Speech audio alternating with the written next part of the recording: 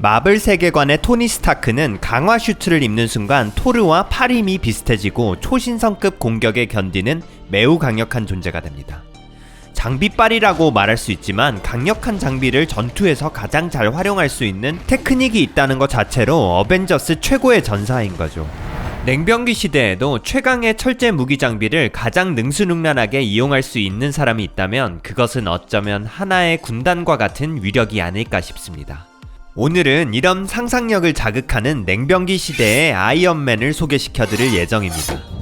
아울러 이 시리즈는 정사 기준으로만 제작했지만 중국 기록 자체가 과장이 많아 믿을 수 없다고 하시는 분도 있었는데요. 이런 의미에서 최상위권에는 당대에도 있었던 조작 논란을 스스로 재현하면서 의심을 정면 돌파하거나 복수의 서로 다른 기록 속에서 말도 안 되는 무쌍을 증명한 장수를 선정하였습니다. 각설하고 드디어 중국사 최고의 맹작 마지막 편 지금부터 시작하겠습니다. 3위 사묘아리 무력 98. 960년 건국한 송나라가 난세를 평정하지만 동시에 그 후 200년간 다양한 북방민족의 전성기가 펼쳐집니다. 10세기부터 11세기까지는 거란의 요나라가 왕성했고 12세기에는 여진의 금나라가 커지는데요. 청나라 여진은 더욱 말할 것도 없지만 금나라 여진에도 엄청난 장군들이 많습니다. 금나라 초반에 송을 무력화시킨 완안종필, 후반기에는 최전성기 몽골에 승리한 완안진화상과 곽하마가 있죠. 그 중에 무쌍 기록도 가장 많고 고려, 북송, 남송, 거란을 상대로 단 한 번도 패배하지 않았던 장수가 바로 사묘아리입니다. 그가 정말 대단한 명장인 점은 이미 많은 유튜브에서 다뤄졌는데요. 퀵하게 말씀드리면 1115년 금태조 아골타와 함께 거란과 싸워 영강주, 신주, 빈주 등을 함락시켰는데 거란이 수만을 이끌고 금나라를 공격하자 고작 100여기를 가진 사묘아리는 옷을 찢어서 마치 병사가 많은 것처럼 기교를 부려 적을 달아나게 합니다. 소주와 복주에서 반란을 일으킨 10만 명에게도 10번 싸워서 모두 격파했으며 당시 반란군의 시체로 인해 물이 흐르지 않을 정도였다고 합니다. 그 후 해군왕으로 변신, 거란과 해족이 배 1,000척으로 공격하자 사묘아리는 고작 27척으로 요격해 승리. 이후로도 여러 해전에서 여진의 이순신 장군처럼 활약합니다. 또한 거란 수만 명이 성체를 공격하자 단 800명의 병사로 수만 명의 거란 병사를 성 밑에서 깨뜨리고 적의 추장을 공략해 전멸시키죠. 당시 거란은 대군으로 금나라의 성을 포위해도 사묘아리가 온다고 하면 포위를 풀고 불이 나게 도망갈 정도였다고 합니다. 1125년 요나라가 망하자 다음 타겟은 자연스레 송나라. 1127년 송나라 개봉을 정복했고 그 후엔 수도를 이만으로 옮긴 남송까지도 격파. 특히 사묘아리는 수군 쪽에서 대승을 많이 거뒀는데 1128년 해주에서 남송군 8만, 양산박에서 해군 만여 척을 물리치고 수춘에서는 400기의 기병으로 남송군 수천을 뵙니다. 그런데 좀 의문이 드는 게 사묘아리와 여진군은 어떻게 이렇게 적은 병력으로 큰 병력을 이겼을까요? 그 비밀은 바로 그들의 홈랜드인 만주가 철광석 무한맵이었기 때문입니다. 과거 이 땅의 주인 고구려의 개마무사가 있었다면 당시 여진에는 철부도라는 중장갑 부대가 있었죠. 쇠로된 불상이라는 명칭답게 눈과 손을 제외하고 모든 몸을 철로 감쌌기 때문에 보통의 무기로는 기스를 낼 수도 없었습니다. 게다가 온몸에 철갑을 두른 말, 괴자말을 타고 다녔는데요. 이를 통해 당시 여진은 숙련된 소수정예 철갑 기병으로 대군을 농락하는 새로운 게임 방식으로 세계를 정복합니다. 단적인 예가 그 유명한 1114년 출하점 전투. 거란 황제의 댄스 요구를 여진 아골타가 거부한 것이 그 계기가 되어 무려 10만 명의 거란군이 여진을 공격하죠. 당시 여진의 병력은 3,700명밖에 없었는데 아골타가 한밤중에 철부도로 거란을 기습해 수만의 거란군을 파멸 수준으로 와해시키며 중국사 역대 최대의 업셋을 일으킵니다. 그만큼 당대의 여진 철기병 한 명은 일반 보병 수십 수백을 썰 수 있는 하나의 부대와 같은 파괴력을 가졌는데요. 그래서 1104년 1차 고려 여진 전쟁 때 벽등수에서 500명 기병 싸움에서 여진 석전환의 활약으로 고려가 밀리자 윤과는 수만의 보병이 있었음에도 쿨하게 쥐지를 선언하죠. 그리고 이 굴욕을 잊지 않고 숙종에 건의해 만든 것이 그 유명한 17만의 특수부대 별무반. 사실 고구려 개마무사에 가려서 그렇지 고려 또한 만만치 않은 중기병을 지녔습니다.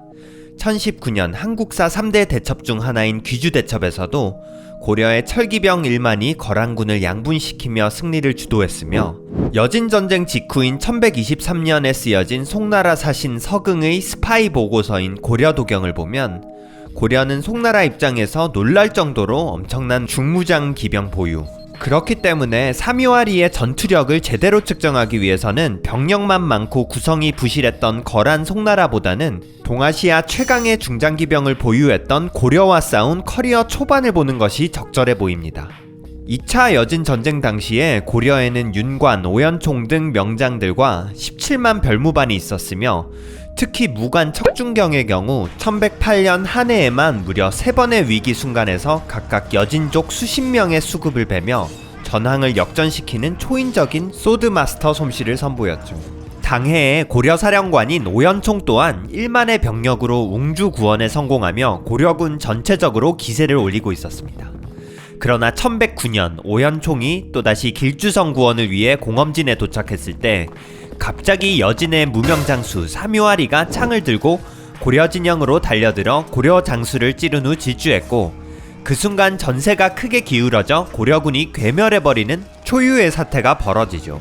그 이후에 어린 사묘아리는 선봉으로 임명되어 손쉽게 고려의 성 2개를 취합니다. 오연총은 이번에 병사 5만을 수습해 성을 수복하려 하지만 이번에는 갈라수의 얼음 위에서 사묘아리의 기습을 받아 전멸당하고, 고려는 다시 한번 병사 7만을 수습하지만 사묘아리가 직접 선봉해서 고려군의 전방을 처참하게 무너뜨리는데, 이것이 바로 갈라수 전투입니다.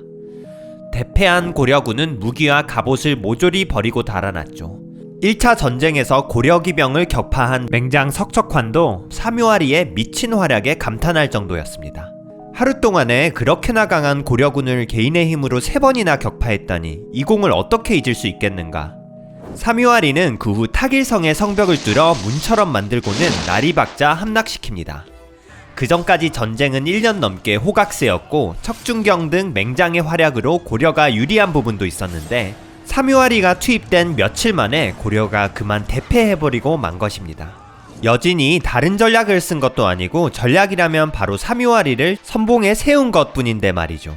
이처럼 사묘아리는 당대 여진 고려의 괴수 유닛 중에서도 군계 일학으로서 존재 유무로 전황을 바꾼 존재로 당대 여진 사람들에게 언급됩니다. 당시 금나라의 주력인 철부도가 동양 최고 수준의 방어력을 지녔으니 이를 여진족에서도 가장 잘 활용한 장수로 유명했다면 상상 속의 일당백, 만인지적 클리셰도 현실화 가능한 수준이 아닐까 싶습니다.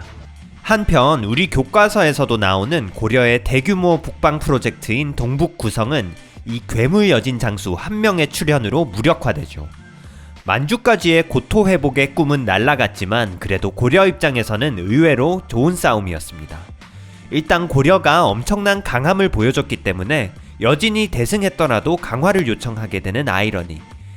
비록 고려의 동북구성이 전략적으로 허술했고 여진 대비 병기가 열세로 보이지만 척준경이 몇 번이나 여진군 수십 명을 썰었고 이관지는 2000명의 병사로 6만의 여진 군사를 맞아 무려 4달이나 길주성을 지켰기에 여진 또한 엄청나게 고려가 지긋지긋했을 것입니다. 결국 1117년 고려와 금나라는 형제국이 되는데 그 후 금나라가 얼마나 괴물이 되는지를 보면 참 좋은 선택이었죠. 얼마 후 금나라의 공격을 받은 거란은 실질적으로 민족 자체가 역사에서 사라지는 계기가 되며 송나라도 황제 2명이 포로로 붙잡히며 하북지역과 엄청난 보물을 빼앗기는 중국사 최악의 굴욕을 당한 반면 한반도에는 손을 까딱하지도 않았습니다. 한편 당대 최대 세력에 승리하며 여진제국 설립에 일조한 사묘아리. 난세의 맹장은 대부분 일찍 죽거나 정적에 휘말려서 칩거 엔딩이지만 그는 거의 80까지 평온한 말년을 보냅니다. 일단 지지를 않았죠. 그리고 무려광답게 크게 다쳐도 금방 회복하는 모습을 보입니다. 거란과 해전 중에 화살에 명중되어 실신하지만 한밤중에 극적으로 깨어나서 적을 수세에 물고 아픈 와중에 달아나는 거란족을 기병으로 한 번 더 요격. 또 한 번 화살에 스치지만 또 개의치 않고 싸워 이기는 미친 맷집을 보여줍니다.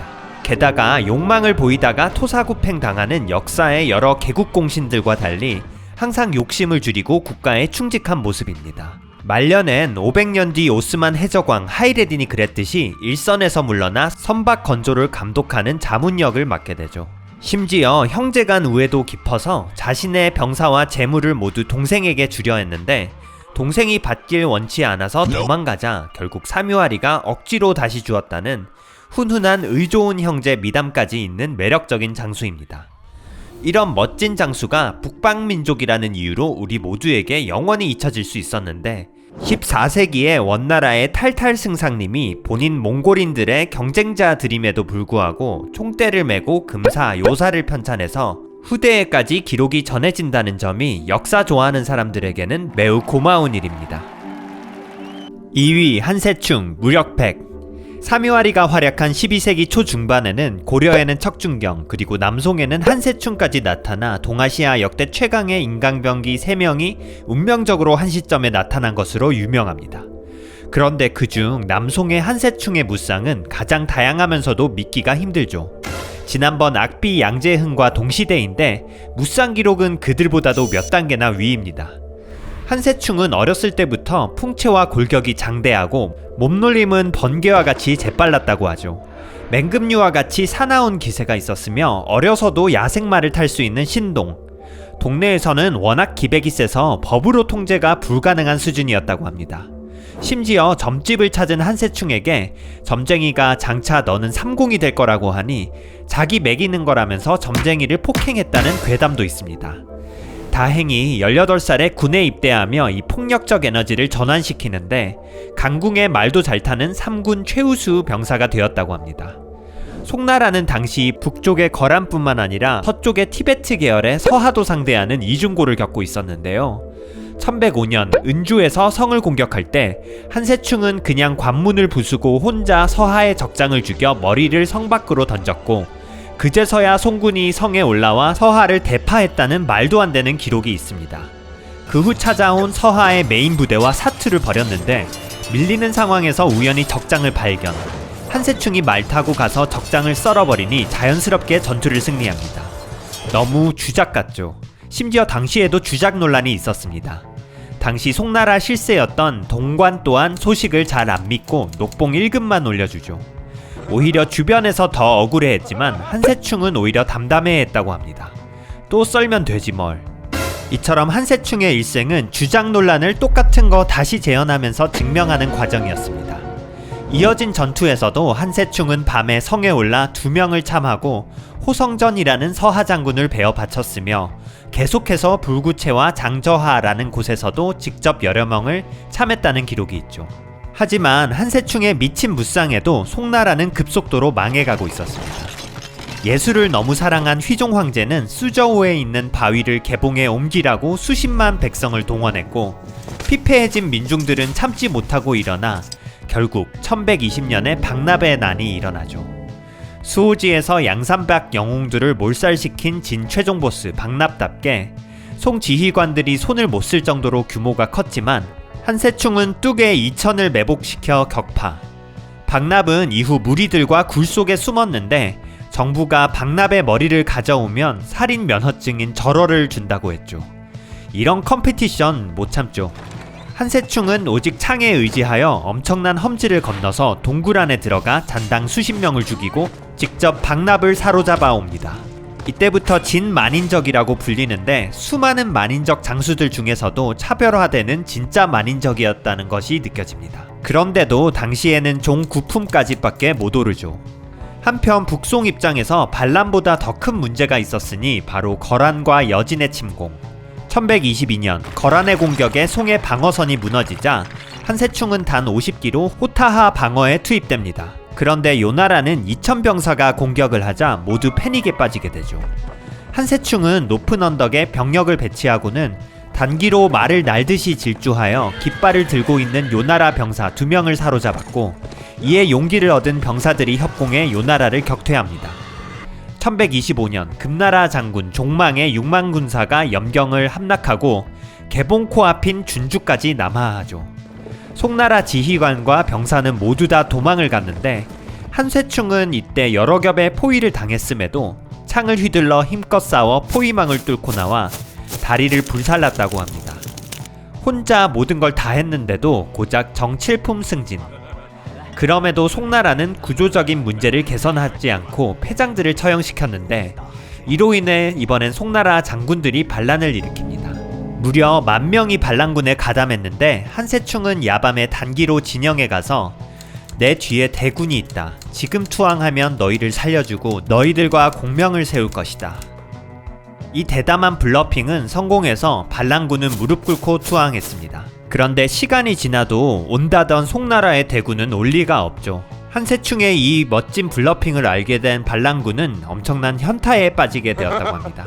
1126년에는 마침내 송나라가 금나라에 패해 개봉을 잃고 휘종과 흠종은 여진으로 잡혀가죠. 하지만 이때도 한세충은 조주에서 단 1000명의 병사로 수만 명의 근군과 싸웠으며 눈이 오는 날 300명의 결사대로 적진영에 들어가 미친듯이 썰면서 북송 최후의 승전보를 울립니다.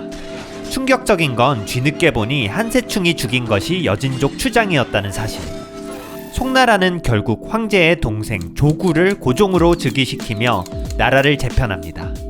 한세충은 드디어 커리어 20년 만에 장성급에 해당하는 정오품이 되어 황제를 숙직하며 호위하는 중임을 맡고 특히 반란군 제압에 혁혁한 공로를 세웁니다. 한편 금나라는 남송까지 차지하려고 재차 하남을 공격했고 남송 조정에서는 수도를 더 남쪽인 호남으로 옮기려 하지만 한세충은 극구 반대합니다. 지금 이 땅이 근본인데 더 내려가면 민심이 반란을 생각합니다. 지금 병사 10만을 잘 나눠서 방어하면 충분히 금나라군을 저지할 수 있습니다. 이후 계속되는 금나라의 공격에 한세충은 몸에 가시나무처럼 화살을 맞기도 했으며 특히 1129년 아골타의 넷째 아들 완한 종필이 수로를 통해 10만으로 침략하자 수춘과 항주까지 함락당하는 대위기를 맞이합니다. 송고종은 약탈 끝나고 금군이 떠나면 돌아오겠다 라는 말도 안 되는 말을 하며 도망을 가버리죠. 금군이 남송을 약탈하고 북쪽으로 되돌아가던 1130년 4월 한세충은 장강 상류의 황천탕이라는 곳에서 아내인 양홍옥과 정예병인 한가군 8,000명을 대기시킵니다. 그리고는 강을 막고 10여 차례 싸워서 금나라에 엄청난 피해를 주면서 48일간 대치. 게다가 미리 준비한 쇠밧줄과 갈고리로 금나라의 배를 전복시켰습니다. 올출은 약탈한 물건 돌려줄 테니 비켜달라고 하지만 한세충은 보기 좋게 거절합니다. 금나라 땅 다 주면 비켜줄게.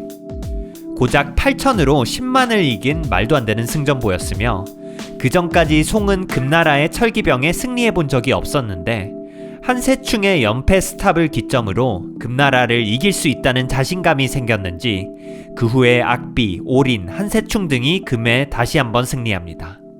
이 덕분에 남송은 나락 가기 직전에 급 안정을 찾아 그 이후로 150년을 더 버티게 되죠. 1142년 악비가 간신 진회의 모함으로 처형되자 한세충은 모든 관직에서 물러났으며 10년간 운둔하다 63살에 사망합니다. 그의 온몸에는 칼과 화살 흉터가 마치 한 폭의 그림과 같이 있었다고 하며 일전에 독화살이 뼈에 박혀 강로로 묶어서 뺐는데 이 때문인지 10손가락 중에 4개만 온전했다고 합니다. 이런 엄청난 핸디캡을 안고 40년 가까운 맹장 커리어를 유지했다는 거죠. 한편 그는 유년기 시절엔 불량배였지만 그 에너지가 구국의 동기부여로 바뀐 이후에는 완전 다른 사람이 되었습니다. 의리가 많고 재물을 경시하고 군에는 엄중하였으며 사졸과 고락을 같이 하였다 라는 평가가 남겨지며 극적궁, 연쇄갑, 산예무, 그리고 말 타고 뛰어넘으면서 활 쏘기 등 송나라의 무술 스킬은 한세충의 방법을 따랐다고 할 정도로 테크닉도 완벽한 맹장이었습니다. 코웨이에서는 무력이 한세충 98, 울지경덕 100이지만 저는 그 둘을 스위치해서 한세충의 무력을 100으로 올릴까 합니다. 상위권의 울지경덕, 삼요아리, 하로기 등 모두 대단해 보이지만 모두 잘나가기 시작하는 나라의 공신이었던 반면 한세충은 용맹을 바탕으로 완전 망해가던 나라에 꺼져가던 마지막 불꽃을 극적으로 불태우며 일신의 용력으로 없어져야 할 수준의 왕조를 심폐소생시켰기 때문입니다. 1위 항우 무력 100 플러스 알파. 시작부터 어쩌면 우리 모두 세상에서 제일 긴장감 없는 1위를 알면서 시작했습니다. 원래 역사는 승자의 역사이고 한 고제 유방은 유비부터 마오쩌둥까지 롤모델로 삼았던 역대 중국사 최고의 승리자입니다. 하지만 유방에게 한 끗 차이로 패배하고 장렬한 최후를 맞이한 항우 또한 대중들에게 영원히 기억되고 있는데요. 영원한 언더독의 영웅이자 최고의 무력의 상징. 용인술과 정치적 능력은 조금 아쉬웠지만 항우는 엄청나게 유능한 장군이었습니다. 기원전 207년 거록대전에서는 진나라 명장 장한과 2만 대 2만으로 붙어서 적의 군대를 괴멸시키며 진나라를 멸망시켰으며 기원전 205년 팽성대전에서는 고작 3만의 군사로 유방의 56만 대군과 정면으로 붙어서 적군의 30만을 사륙하죠. 하지만 가장 대표적으로 항우가 무력왕이 된 장면은 그의 마지막 전투인 기원전 202년의 해아전투. 한신의 대군에 포위당한 항우는 힘은 산을 뽑을 만하고 기계는 세상을 덮을 만한데 시운이 불리하니 오추마는 나아가지 않는구나. 바로 역발산 기계사라 불리는 구슬픈 노래를 부르더니 남쪽으로 탈출을 결심합니다. 처음 항우와 함께 하던 장사 800여 명이 한나라 장수 관영의 5,000기병에 쫓기면서 회수를 건널 때 100명이 되고 동성에 이르자 겨우 28명만 남습니다. 수천여 명에 쫓기며 더 이상 물러설 곳이 없었던 항우. 내가 거병한 지 8년이 되었고 전투 70번을 모두 이겨 패자가 되었는데 이번엔 하늘이 나를 억까하는 것 같다. 하늘이 날 망하게 하더라도 나는 오늘 결사의 각오로 싸우겠다. 그대들을 위해 저업 장수를 베겠다. 라고 말한 항우는 사퇴산에 오른 이후 기병들에게 산 동쪽에서 만나자고 하고 마지막 힘을 모아 단기로 출격하죠. 한나라 군사는 수천이었지만 항우가 크게 고함을 치며 달려가자 한나라 군대들이 모두 쓰러지고 장수 한 명도 죽입니다. 당시 한나라 장수 양희가 항우를 추격하고 있었는데 항우가 눈을 부릅뜨고 꾸짖자 그 포스만으로 두려움을 느낀 양희와 기병들이 도망갔죠. 한나라군이 항우를 다시 세 곳에서 포위하자 이번에는 항우가 달려들어서 다시 한나라 도위를 베고 수십 명을 죽입니다.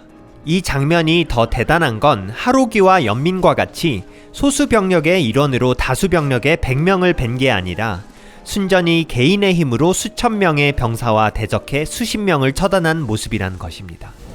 너무 비현실적인 모습이라 민중들의 언더독 신격화 아닌가 싶기도 하지만 제가 항우를 1위로 뽑은 이유는 무쌍 기록들이 시간 순서에 따라 매우 세밀하게 적혀 있으며 그마저 복수사서에 의해 교차 검증된다는 점입니다. 방금 말씀드린 기록들은 항우를 황제급 영웅으로 묶은 사마천 사기의 항우 본기에는 물론 항우를 진승과 같은 도적으로 묶은 반고가 쓴 한서의 진승한적전에도 함께 등장. 게다가 이 기록들은 공자님 말씀 따라 개인의 평가 묘사는 배제하고 최대한 팩트 중심으로 완곡히 적는 춘추필법으로 쓰여졌기에 어느 정도의 신빙성은 확보되는 사서입니다. 그 뒤에 항우는 배를 타고 강을 건너 강동에서 새 시작을 할 기회가 있었는데 강동의 친구들을 볼 면목이 없다며 거절하고 결국 그를 둘러싼 한나라 군대 앞에서 예전 부하인 여마동에게 현상금을 주겠다며 스스로 자결했다는 기록이 있습니다. 그러나 이 부분은 사실보다는 민담에 가까워 보입니다. 한서와 사기의 관영전 그리고 한서 고재기 등 다양한 기록을 볼 때 항우는 강 어귀인 오강까지 갈 수 없는 상황이었으며 동성에서 관영수하의 수천 명 병사에 맞닥뜨려 5장수에게 최후를 맞이한 것으로 보이죠. 역대 최강의 언더독 영웅의 아쉬운 말로를 조금 더 호쾌하고 여운이 남게끔 민중들이 멀티버스 엔딩을 넣은 것으로 보입니다. 하지만 이 정도의 작은 디테일 변화는 영원한 무력왕의 상징인 항우의 위대함을 전혀 희석시키지 않으며 이후 항우는 후대 장수들과 잘 비교조차도 되지 않는 넘사벽 무력 넘버원의 영원한 존재로 남게 되죠. 이상 무력왕 시리즈를 가장한 무장영웅으로 보는 춘추전국 한나라 남북조 당 5대 10국 송, 금 역사인문기였습니다. 시청해주셔서 감사하며 더욱 새로운 내용으로 찾아뵙도록 하겠습니다.